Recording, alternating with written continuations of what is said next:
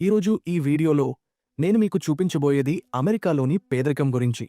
మీ స్క్రీన్పై కనిపిస్తున్న వీడియో ఇండియాది కాదు, అమెరికాకు సంబంధించినది. అలాగే అమెరికాలో పేదలు ఎలా జీవిస్తారో కూడా చూపిస్తాను. వీడియోని చివరి వరకు తప్పకుండా చూడండి. కామెంట్ బాక్స్లో అమెరికా కోసం ఒక కామెంట్, భారత్ కోసం మరో కామెంట్ తప్పక వ్రాయండి. ఇప్పుడు చూద్దాం ఎవరి పరిస్థితి ఎక్కువగా అభివృద్ధి పదంలో ఉన్నాయో. అమెరికాలో ఉన్న పేదల పరిస్థితిని చూసి మీరు ఆశ్చర్యపోతారు.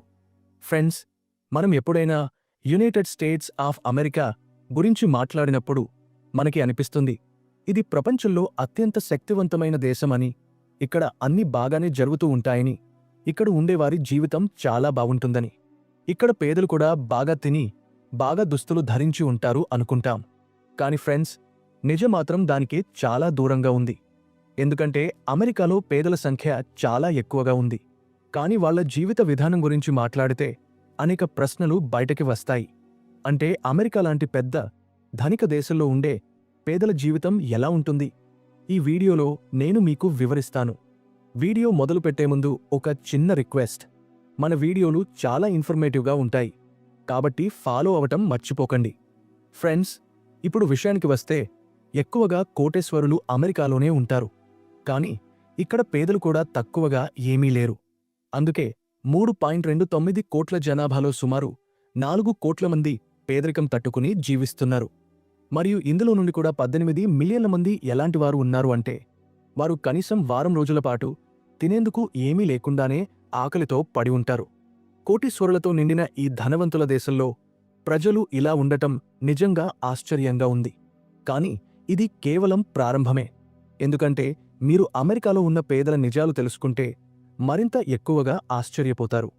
ఉదాహరణకి, మీరు కాలిఫోర్నియాను తీసుకోండి. అది అమెరికాలో చాలా అభివృద్ధి చెందిన రాష్ట్రం, ఆర్థికంగా బలమైనది. కాని ఇక్కడ నివసిస్తున్న పేదల సంఖ్య కూడా తక్కువ కాదు. చాలామంది ఫ్రీ పార్కింగ్ ఏరియాలో కారులోనే ఉంటారు. అక్కడ రిటైర్డ్ వాళ్ల నుండి సీనియర్ సిటిజన్ల వరకు ప్రతి ఒక్కరూ ఉంటారు. ఎవరైనా ఇల్లు కొనే పరిస్థితిలో లేకపోతే వాళ్లు కారులోనే ఉండటం మొదలు పెడతారు. అంతేకాదు, ఇలాంటి జీవితం గడిపే ప్రతి పేద వ్యక్తి మత్తు పదార్థాలు వాడుతాడని, సోమరితనం ఉంటుందని చెప్పాల్సిన అవసరం లేదు.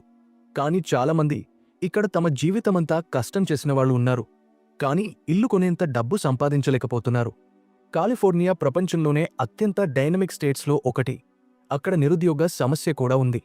ఇక్కడ మంచి సంపాదన ఉన్న ఉద్యోగాలు ఉన్నాయి. మనిషి తన పొట్ట నింపుకోగలడు, కాని తనకంటూ ఒక ఇంటిని కొనలేడు.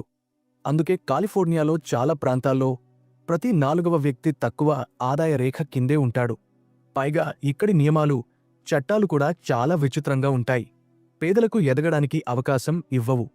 ఉదాహరణకి, ఎవరైనా ఇంటిని అద్దెకు తీసుకుని ఉంటే అద్దె చెల్లించడంలో 5 రోజులు ఆలస్యమైనా పోలీసులు వెంటనే ఇంటిపై దాడి చేస్తారు. ఇంకా ఆలస్యమైతే అద్దెకు ఉండేవారిని ఇంటి నుండి బయటకు నెట్టేస్తారు. మనుషులు ఇంటిని అద్దెకు తీసుకుంటారు, కాని అద్దె చెల్లించలేకపోతే వీరు రోడ్డుపైనే జీవించాల్సి వస్తుంది. మనం అమెరికా ఈస్టర్న్ పార్ట్లో ఉన్న అప్లాక్షియా చూస్తే ఆ ప్రాంతం కూడా పేదరికంతో పోరాడుతోంది. అక్కడ నివసించే పేదల సంఖ్య చాలా ఎక్కువ. కాబట్టి చూడటానికి ఆశ్చర్యంగానే ఉంటుంది. ఇది ఇప్పుడు జరిగిన విషయం కాదు. 1964లో ఎన్నికల ప్రచార సమయంలో ప్రెసిడెంట్ లిండన్ బి జాన్సన్ ఆ ప్రాంతానికి వెళ్లినప్పుడు అక్కడి పేదరికం మరియు ఆ పరిస్థితిలో ఉన్న పేదల జీవితం చూసి ఆశ్చర్యపోయాడు. అందువల్ల అక్కడి పరిస్థితులను మెరుగుపర్చేందుకు ఆయన అనేక విధాల సహాయం పంపడానికి ప్రయత్నించాడు. ఇక్కడి ప్రజలకు కొన్ని సౌకర్యాలు కూడా ఇచ్చారు. ఉదాహరణకి economic opportunity act, food stamp act, social security act వంటివి. ఇవి ఇలా ఇప్పటికీ అక్కడ అమలులో ఉన్నాయి.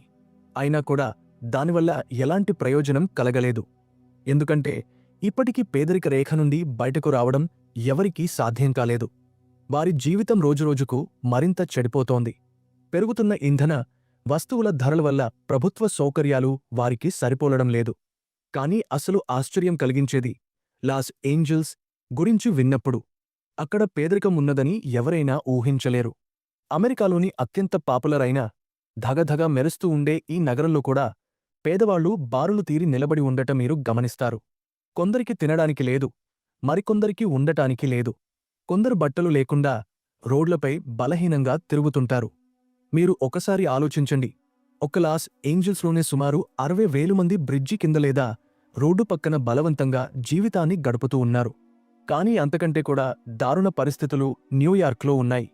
అక్కడ 76,000 మంది ఎక్కువగా పేదరికం అనుభవిస్తున్నారు. అలాంటి వారికి న్యూయార్క్లో చాలా షెల్టర్లు ఉన్నాయి. అక్కడ వారు ఉండగలరు. కానీ ఇంత పెద్ద నగరంలో ప్రతి క్షణం ఆకలితో తడబడి ఉండటం నిజంగా చాలా బాధాకరం. ఇక్కడ సమస్య ఏమిటంటే అమెరికా పేదలలో ఎక్కువగా నేటివ్ అమెరికన్స్ ఉంటారు. ఎందుకంటే ఏషియన్స్ లేదా అమెరికన్ భాషలో చెప్పాలంటే వైట్, బ్లాక్ ప్రజలు నేటివ్ అమెరికన్స్ కంటే చాలా మంచి జీవితం గడుపుతున్నారు. ఈ లెక్కలు మరింత ఆశ్చర్యాన్ని కలిగిస్తాయి. ఎందుకంటే వీరిలో ఎక్కువ మంది ఇల్లు లేకుండా బాధపడుతున్నవారు ఉన్నారు. వారు ఎక్కడికక్కడ తినడానికి వెతుకుతూ ఉంటారు. అందులో సీనియర్ సిటిజన్లు ఎక్కువగా ఉన్నారు. ఇలాంటి పరిస్థితులలో ప్రజల కోసం ప్రభుత్వం సక్రమంగా ఏర్పాట్లు చేసుకోవాలి. కాని జీవితం మొత్తం కష్టపడి తమ కుటుంబాన్ని చూసుకునే వాళ్లు కూడా అంత సొమ్ము సంపాదించలేకపోతున్నారు. అందుకే వారు ఇల్లు కొనలేకపోతున్నారు. శరీరం పని చేయలేని స్థితికి చేరినప్పుడు వర్షం, ముసలితనం తట్టుకుని వీధుల్లోనే నివాసం ఉండాల్సి వస్తోంది. ఇవన్నీ మరింత కష్టంగా కరోనా మహమ్మారి వచ్చి కుదించినప్పుడు. ఎందుకంటే ప్రజలు తమ జీవనశైలిని మెరుగుపరుచుకునేందుకు చిన్న చిన్న పనులు చేస్తూ ఉండేవారు. అది అందరినీ మరింత కష్టాల్లోకి తోసేసింది. ఆ తర్వాత ప్రజలు వీధుల్లో తిరిగి అడుక్కోవాల్సిన పరిస్థితి వచ్చింది. అలాగే చాలామంది తమ జీవితం గడుపుతున్నారు. ఇప్పుడు అదే పరిస్థితిలో ఉన్నారు. ఫ్రెండ్స్, స్పష్టంగా చెప్పాలంటే కేవలం అమెరికాలో మాత్రమే కాదు, మొత్తం ప్రపంచమంతా ఈ పేదరికంతో ఉంది. కానీ అమెరికా లాంటి ధనవంతులు మరియు శక్తివంతులైన దేశంలో పేదరికముంటే ఆశ్చర్యం కలుగుతుంది. ప్రపంచంలో అత్యంత శక్తివంతమైన దేశం తన ప్రజలకు తలదాచుకోవటం కోసం ఒక చిన్న ఇల్లు, రోజుకు 2 పూటలా తినే భోజనం కూడా అందించలేకపోతే మిగిలిన మనుషుల పరిస్థితి ఎలా ఉండి ఉంటుంది అనేది మీకు మీరే ఊహించుకోవచ్చు. మీ అభిప్రాయాన్ని కామెంట్లో తెలియపరచండి. మరిన్ని ఇలాంటి వీడియోలు చూడటానికి మమ్మల్ని ఫాలో అవ్వండి. మన ఛానల్ని లైక్ చేయడం, షేర్ చేయడం, సబ్స్క్రైబ్ చేయడం మర్చిపోకండి.